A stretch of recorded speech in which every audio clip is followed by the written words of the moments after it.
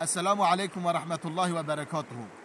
Sevgili dinleyiciler, sevgili dostlar, gönül dostlarımız, size yine bir kıssadan bahsedeceğim. Gerçi kısa değil, Resul-i Ekrem Aleyhissalatu Vesselam'ın bize verdiği bir tavsiyeden bahsetmek istiyorum.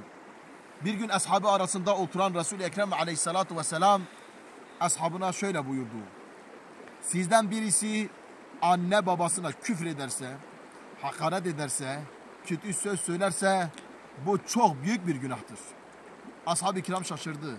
Bir sahabe kalktı, dedi ya Resulallah, insan nasıl anne babasına kötü söz söyler?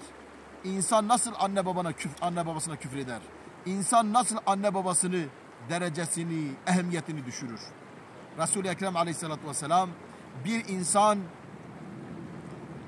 bir şahsın anne babasına küfretse, anne babasının şerefini düşürse, ona hakaret etse, anne babasına küfretmiş olur. Çünkü o karşıdaki şahıs da onun anne babasına küfreder, onun anne babasına hakaret eder, onun anne babasının izzetini düşürür.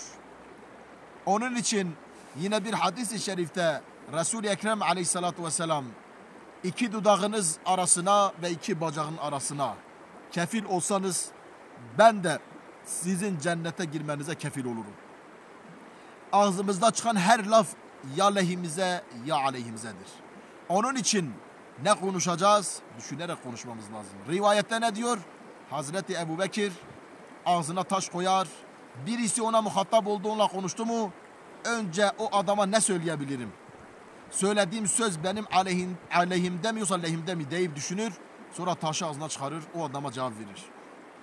Biz eğer dilimize ve iki bacağımıza, yani zinaya gitmesek, harama yönelmesek, dinimizde insanları kırmasak, iyi bir insan olsak, mükemmel bir Müslüman olsak, Resulullah sallallahu aleyhi ve sellem kıyamette bizim cennete girmemize kefil olacak.